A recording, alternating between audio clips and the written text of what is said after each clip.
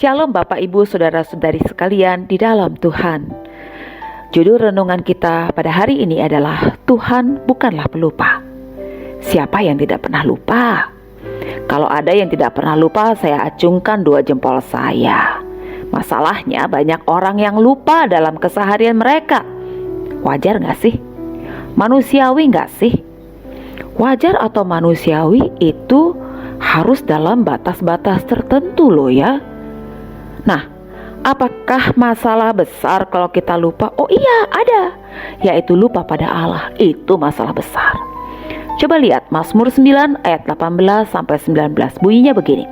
Orang-orang fasik akan kembali ke dunia orang mati. Ya, segala bangsa yang melupakan Allah. Sebab bukan untuk seterusnya orang miskin dilupakan, bukan untuk selamanya hilang harapan orang sengsara. Ayat 18, dunia orang mati itu adalah gambaran neraka. Di sini Daud menggambarkan mengenai dunia orang mati pada bagian akhir dari Mazmur 9 untuk menegaskan sebenarnya bahwa bagian akhir dari kehidupan orang jahat adalah di neraka, yang berarti penghukuman kekal. Di sana juga dia tuliskan segala bangsa yang melupakan Allah. Bangsa yang mana? Di dalam frase Ibrani, kalimat seperti ini biasa menunjukkan pada gambaran sebelumnya atau kalimat sebelumnya yang merupakan gambaran menunjuk pada orang fasik. Hal tersebut mengingatkan bahwa dosa besar itu melekat pada orang yang melupakan Allah. Lupa kelihatannya adalah kecil, tapi hal itu dapat membawa murka abadi dan dapat selama-lamanya berada dalam penghakiman kekal. Pertanyaannya begini, apa yang dilupakan oleh orang fasik? Oh, mereka melupakan keagungan dan kemuliaan Tuhan yang tidak terbatas. Mereka melupakan kemurahan Allah. Mereka melupakan hukum-hukum Allah. Mereka melupakan kehadiran Allah. Dan mereka melupakan keadilan Allah. Lalu mengapa orang fasik melupakan Allah? Mereka melupakan Allah mungkin karena waktu mereka memikirkan Allah, mereka menjadi ketakutan. Mereka melupakan Allah karena pemikiran tentang Allah tidak memberi mereka cukup penghiburan.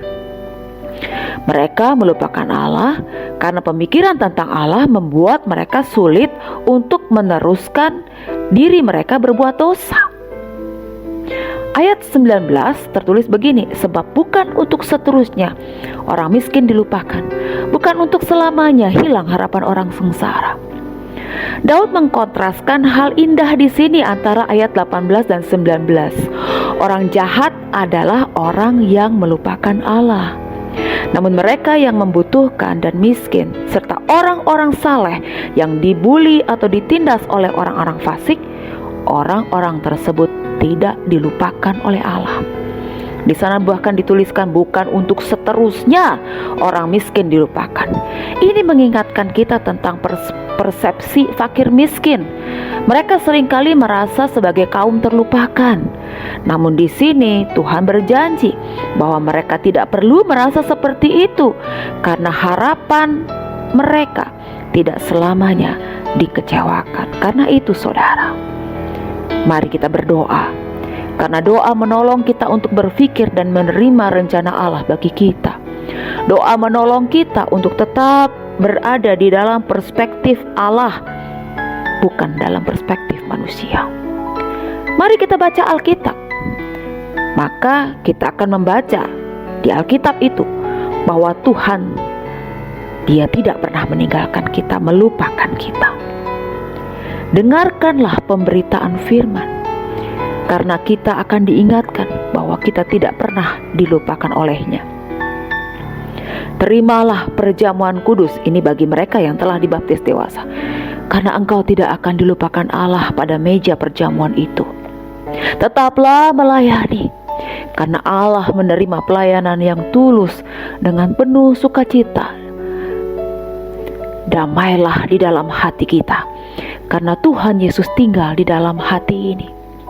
Dan berharaplah, maka Allah akan menolong kita keluar dari masalah dan membebaskan kita dari masalah tersebut. Bapak, Ibu, saudara-saudari, di dalam Dia Di dalam Kristus ada sukacita dan pengalaman rohani, maka mintalah kepadanya untuk selalu menyertai kita. Berdoalah dan katakan itu kepada Tuhan. Tuhan memberkati.